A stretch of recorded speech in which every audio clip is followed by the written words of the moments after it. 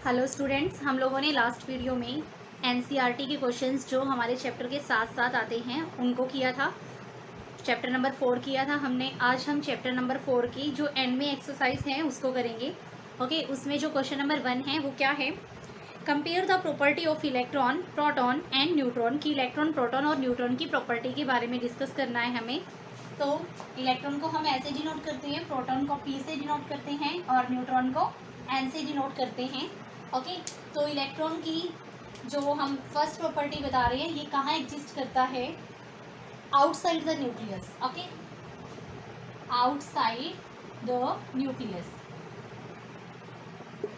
जो प्रोटॉन है वो कहाँ होता है, इनसाइड द न्यूक्लियस। ओके, जो न्यूट्रॉन है वो भी कहाँ एग्जिस्ट करता है, इनसाइड द न्यूक्लियस। ये इनकी फर्स्ट प्रॉपर्टी है।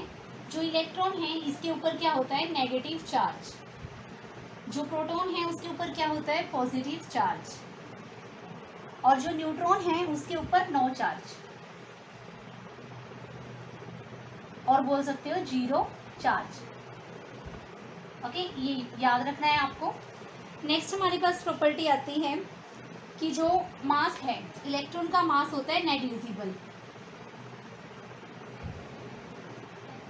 Negligible mass. जो प्रोटॉन है उसका मास क्या होता है, 2000 times of electrons mass. Electron के मास का 2000 टाइम होगा किसका मास, प्रोटॉन का मास। जो न्यूट्रॉन है उस पर नियरली इक्वल टू प्रोटॉन। जितना मास किसके पास है, प्रोटॉन के पास है, उतना ही मास किसके पास होगा, न्यूट्रॉन के पास होगा। नियरली मतलब थोड़ा बहुत डिफरेंस आ सकता है। ये स्टूडेंट्स, नेक्स्ट क्वेश्चन है हमारे पास, what are the limitation of J Thomson model of atom. कि जे थॉमसन थे, जो जे थॉमसन, उनके मॉडल की लिमिटेशंस वो क्या थी। इन्होंने क्या बोला था कि एटम है हमारे पास पॉजिटिवली चार्ज स्फीयर की तरह है, इलेक्ट्रॉन बीच में इम्बेडेड है। लेकिन ऐसा नहीं था, क्योंकि जो हमारे पास पॉजिटिव चार्ज है वो क्या थे, प्रोटॉन्स थे। और वो कहाँ एग्जिस्ट करते हैं, न्यूक्लियस में एग्जिस्ट करते हैं। ये केस हम कर चुके हैं पहले, मैंने आपको बताया है। और जो इलेक्ट्रॉन है उनके बारे में क्या आगे हमारे पास क्या डिस्कवरी हुई है कि इलेक्ट्रॉन ऐसे सेल्स में क्या करते हैं, घूमते हैं, रिवॉल्व करते हैं। लेकिन इसने क्या बोला था, इलेक्ट्रॉन बीच में ही गड़े हुए हैं इसके, जो कि फॉल्स निकला। नेक्स्ट क्वेश्चन है हमारे पास, what are the limitation of Rutherford's model of atom. की रदरफोर्ड ने जो मॉडल दिया था उसके अंदर क्या लिमिटेशन पाई गई, क्या कमियां मिली। तो जो देखिए रदरफोर्ड ने मॉडल दिया उसने क्या बोला था कि जो इलेक्ट्रॉन है, इलेक्ट्रॉन क्या करते हैं, रिवॉल्व, इलेक्ट्रॉन रिवॉल्व करते हैं। एनर्जी क्या क्या होती रहती है, लॉस होती रहती है। अगर इलेक्ट्रॉन रिवॉल्व कर रहा है, एनर्जी लॉस कर रहा है, इसका मतलब क्या है, एक टाइम ऐसा आएगा कि इलेक्ट्रॉन ऐसे ऐसे घूमता हुआ कहाँ गिर जाएगा, न्यूक्लियस के बीच में गिर जाएगा। तो एटम की स्टेबिलिटी नहीं बताई, atom is not stable in case of Rutherford model. Okay, ये था हमारे पास क्वेश्चन नंबर सेकंड। ये क्वेश्चन नंबर थर्ड, लिमिटेशंस हैं ये। जे थॉमसन मॉडल की लिमिटेशन बताया, फिर रदरफोर्ड की लिमिटेशन बताया। नेक्स्ट हमारे पास क्वेश्चन आता है, describe Bohr model of atom. हम कई बार कर चुके हैं बोहर मॉडल ऑफ एटम, फिर भी मैं एक बार फिर से बताती हूँ आपको।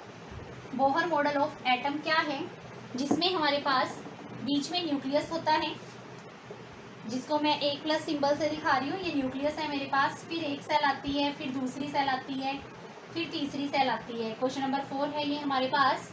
तो इसको बोलते हैं के, इसको बोलते हैं एल, इसको बोलते हैं एम।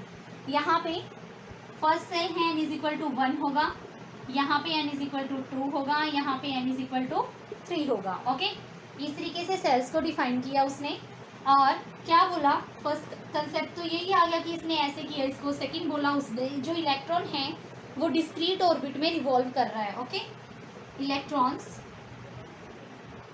रिवॉल्व्स इन डिस्क्रीट ऑर्बिट्स, यानी कि ऐसा नहीं है कि इलेक्ट्रॉन 1/2 ऑर्बिट में मूव करे। डिस्क्रीट मतलब एक value I fix, okay, continuous नहीं है कि कोई भी वैल्यू आ जाएगी, सिर्फ इंटीजर वैल्यूज 1 2 3 4 5 6 ऐसे वैल्यूज आएंगी, ओके। थर्ड इसने क्या बोला, electron do not lose their energy. Electron क्या नहीं कर रहा, अपनी एनर्जी को लूज नहीं करता।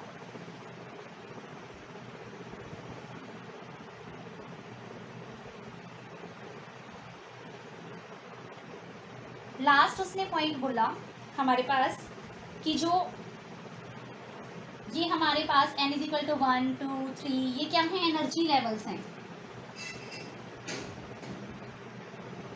एनर्जी लेवल्स,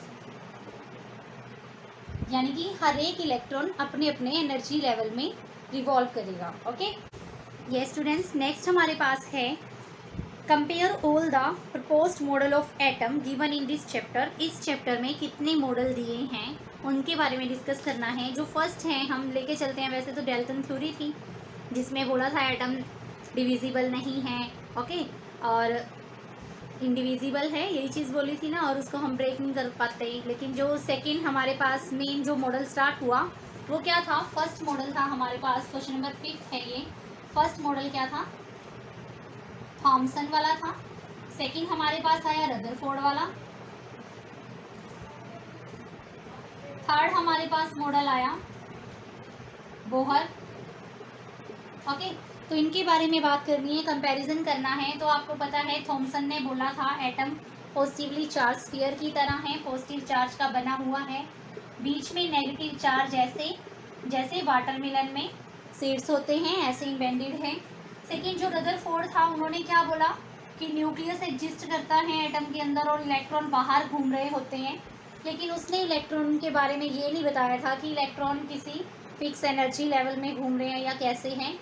नेक्स्ट जो था बोहर, उसने अभी मैं आपको बता के हटी हूँ न्यूक्लियस वाला केस दिया और इलेक्ट्रॉन के बारे में ये एनर्जी लेवल डिस्क्राइब कर दिए इसके।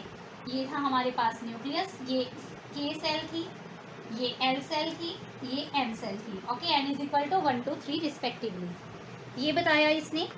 नेक्स्ट हमारे पास क्वेश्चन आता है,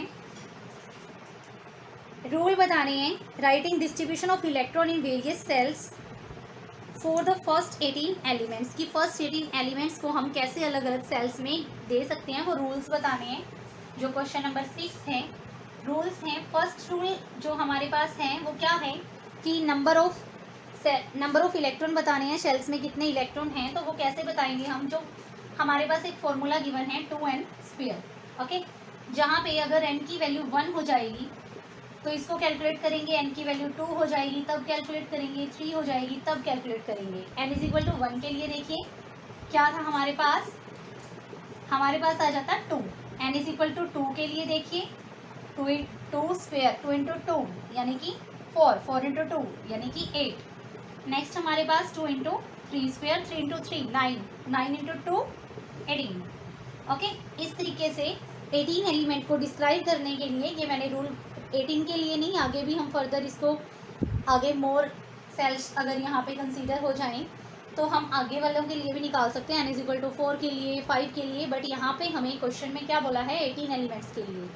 सेकेंड जो इन्होंने बात बोली वो क्या बोली, ऐसा नहीं है कि पहले हमने यहाँ तो इलेक्ट्रॉन दिया नहीं उठा के यहाँ डाल दिया, ऐसा नहीं होगा।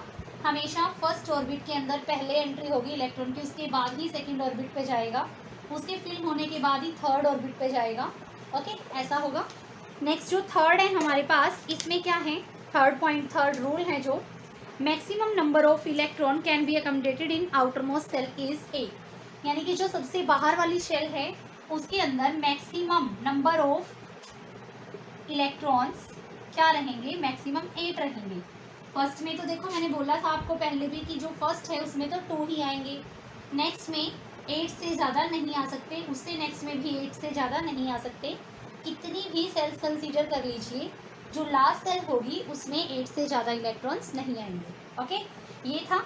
नेक्स्ट है हमारे पास define the valency of silicon and oxygen. पहले आपको सिलिकॉन और ऑक्सीजन का एटॉमिक नंबर पता होना चाहिए। जो ऑक्सीजन है उसका एटॉमिक नंबर कितना है, 8 है, और जो सिलिकॉन है उसका एटॉमिक नंबर कितना है, 14 है, ओके। तो देखिए ऑक्सीजन का कितना है हमारे पास, 8 है, सिलिकॉन का 14 है। जो इलेक्ट्रॉनिक कॉन्फ़िगरेशन है उसे कैसे लिखते हैं हम, फर्स्ट में 2 फिर 8 फिर 8 ऐसे कॉम्बिनेशन में आता है, एटॉमिक नंबर पे डिपेंड करेगा। तो KLM ऐसे डाल दिया मैंने, यहाँ पे 2 आएंगे, 8 में से 2 यहाँ आ गए, बाकी जो बचे 6 वो यहाँ आ सकते हैं, 8 से ज़्यादा तो नहीं है ना, टोटल पूरे आ जाएंगे यहाँ। नेक्स्ट में देखिए सिलिकॉन के केस में 2, यहाँ पे मैक्सिमम कितने आ सकते हैं 8, और तो यहाँ पे कितने हैं टोटल 14, ये कितने बन गए हमारे पास 10, 14 में से 10 को माइनस करके जो बचा वो नेक्स्ट सेल में चला जाएगा। ओके, M में क्या आ गया 4। तो यहाँ पे वैलेंसी बतानी है, वैलेंसी क्या होगी हमारे पास, अगर लास्ट सेल में 8 के करीब इलेक्ट्रॉन हैं, ओके 8 के करीब इलेक्ट्रॉन हैं, फॉर एग्जांपल 5 6 7, ओके उस टाइम पे क्या करना है, वैलेंसी कैसे निकलेगी, 8 में से इनको माइनस करेंगे, तब हमारे पास जो आंसर आएगा वो वैलेंसी आएगी। तो देखिए इस केस में 8 - 6 इज इक्वल टू 2, यानी कि ऑक्सीजन की वैलेंसी कितनी आएगी हमारे पास 2। ओके, नेक्स्ट केस है सिलिकॉन का, वहाँ पे लास्ट में 4 हैं, अगर 4 से ज़्यादा होते फिर तो 8 में से माइनस करके आता, बट अभी क्या है 4 ही है। ओके, या बोलते हैं कि 5 से कम है तो आंसर एज इट इज आ जाएगा वैलेंसी के केस में। तो यहाँ पे सिलिकॉन की वैलेंसी क्या आएगी हमारे पास 4। ओके, ये था हमारे पास क्वेश्चन नंबर 7। उसके बाद आता है क्वेश्चन नंबर 8, कुछ टर्म्स को डिफाइन करना है, एटॉमिक नंबर क्या होता है, एटॉमिक मास क्या होता है, आइसोटॉप्स क्या होते हैं, आइसोबार्स क्या होते हैं, ये मैं आपको बता चुकी हूँ वीडियो में, लेकिन क्वेश्चन में भी चलो थोड़ा सा डिस्कस कर लेते हैं इस बारे में। क्वेश्चन नंबर 8 है, तो जो हमारे पास एटॉमिक नंबर है वो क्या होता है, number of proton present in an atom, कि एक एटम में कितने नंबर ऑफ प्रोटॉन एग्जिस्ट करते हैं वो उस एटम का क्या होगा, एटॉमिक नंबर होगा। ये फर्स्ट टर्म है। सेकंड बोला है एटॉमिक मास, इन्होंने लिखा है, और मास नंबर ये क्या होता है P + N, number of proton plus number of neutron, कि प्रोटॉन और न्यूट्रॉन को सम कर दें अगर हम, तो वो क्या आ जाएगा हमारे पास मास नंबर या फिर एटॉमिक मास आ जाएगा। अब देखिए एक एग्जांपल ले लेते हैं, ऑक्सीजन के केस में 8 हमारे पास क्या है, इसका एटॉमिक नंबर है। ऑक्सीजन के केस में 8 प्रोटॉन है 8 न्यूट्रॉन है, दोनों को ऐड करेंगे 16 क्या आ जाएगा इसका मास नंबर। ओके, और एटॉमिक नंबर को Z से रिप्रेजेंट करते हैं, मास नंबर को A से रिप्रेजेंट करते हैं, ये भी आपको लर्न रखना है। नेक्स्ट हमारे पास आता है आइसोटॉप्स।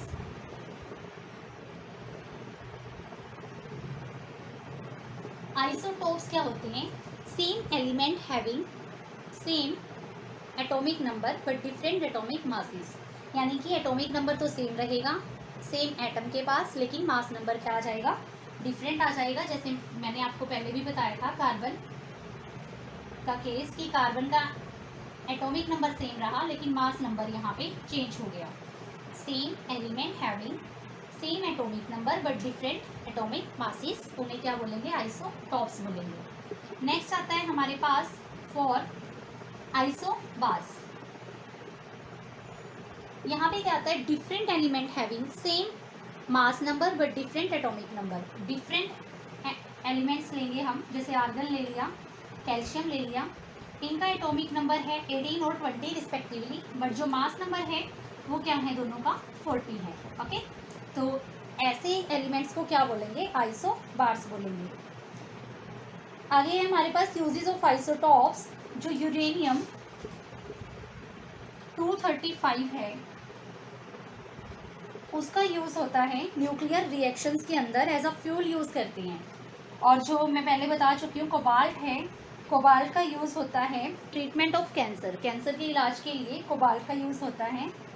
इसका भी एटॉमिक नंबर और मास नंबर मैंने यहाँ मेंशन कर दिया है।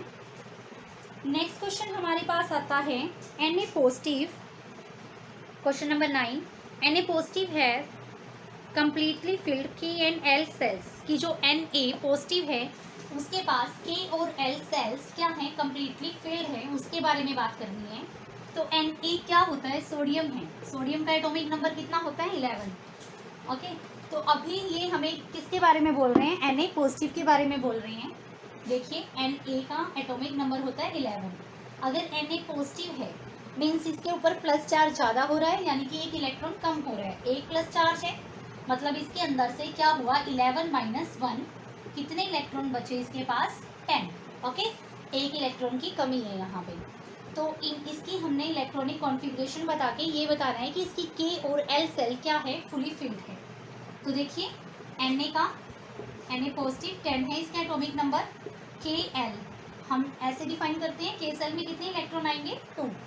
नेक्स्ट जो बच गए एल में चले जाएंगे, कितने बचे हैं, 8। तो देखिए के में मैक्सिमम 2 आ सकते हैं और एल में मैक्सिमम कितने आ सकते हैं, 8। तो इससे हमें पता चल रहा है कि के सेल भी क्या है, फुली फिल्ड है, एल भी क्या है, फुली फिल्ड है। ओके, यही हमने बताना था। ये था हमारा क्वेश्चन नंबर 9। ओके, नेक्स्ट हमारे पास आता है क्वेश्चन नंबर 10। न्यूमेरिकल है, ये मैं आपको पहले बता चुकी हूँ अपनी पहले वीडियो में।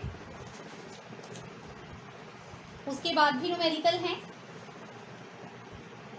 उसके बाद हमारे पास क्वेश्चन नंबर 12 आता है, what would be the valency of element अगर Z इज इक्वल टू 3 है। क्वेश्चन नंबर 12 में if Z is equal to 3 तो आपको एलिमेंट का नेम बताना है क्या होगा और उसकी वैलेंसी बतानी है क्या रहेगी। Z इज इक्वल टू 3 के लिए एटॉमिक नंबर है ना हमारे पास, Z क्या है, एटॉमिक नंबर है जिसकी वैल्यू 3 है, यानी कि प्रोटॉन कितने हैं इसके अंदर, 3 हैं। जितने प्रोटॉन होते हैं उतने ही इलेक्ट्रॉन होते हैं, वो भी कितने हैं, 3 हैं। अब कॉन्फ़िगरेशन इलेक्ट्रॉन्स को देख के लिखी जाती है, के एल। ओके, के एल फर्स्ट सेल में 2 इलेक्ट्रॉन आएंगे, नेक्स्ट में कितने, जितने बच गए यहाँ से 3 माइनस 2 कितने बच गए, 1, तो वहाँ पे चला गया 1।